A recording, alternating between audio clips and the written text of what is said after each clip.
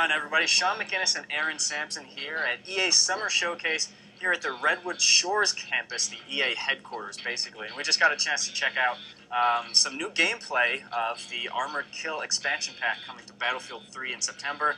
Aaron is sort of the answer to what everybody was clamoring for when Close Quarters came out. They were like, what happened to the vehicles? What happened to the huge Battlefield maps? And that's kind of what they showed here today, right? So yeah, we saw a map called Armored Shield, which is basically part of the Armored Kill expansion.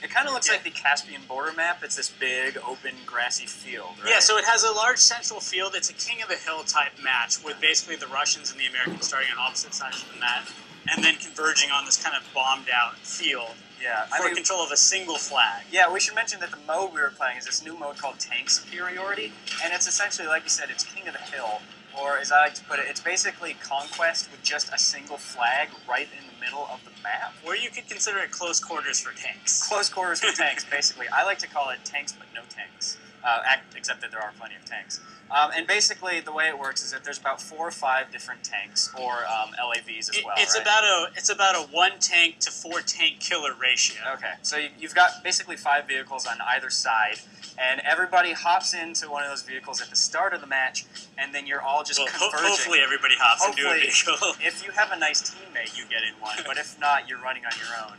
And you're all converging in the center of the map, and it really concentrates the action. That whole area around Flag A, also known as the only flag in this match type, there's a lot of crazy tank action, and they've tweaked some of the sliders in the game, so the tanks will actually instantly respawn when they get destroyed, so you're not waiting quite as often back at the base as you would normally be.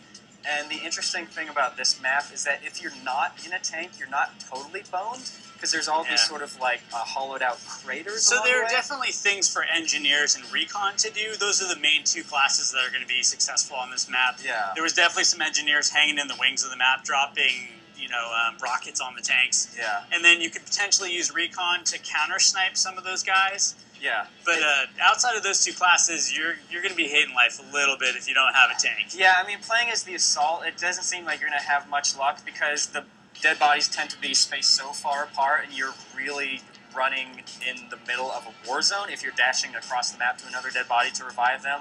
And for support, it's just like you have to do a lot of running to plant C4. Now, there was also some issues that we found with spawn camping. Yeah, particularly on the Russian spawn base. To me, it seemed like there was a little bit of unevenness. Like the American spawn base, you spawn in this sort of lower area, but there's a nice ridge protecting you from that main valley where all the tanks are. Yeah, whereas the Russian side was pretty much almost completely downhill. Yeah, it was also recessed, but the American team could just get up on the hill and just basically destroy them before they could even get out of the gate. Yeah, so that might be something to keep an eye on.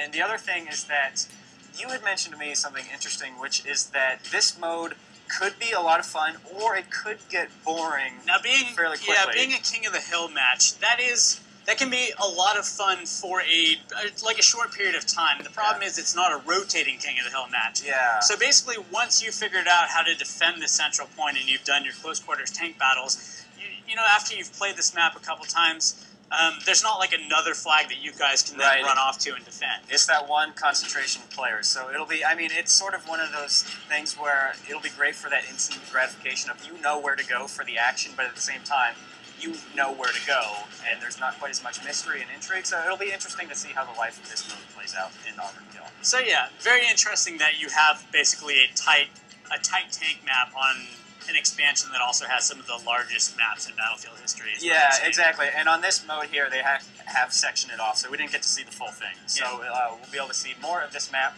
and the rest of the Armored Kill expansion, hopefully before that comes out in September.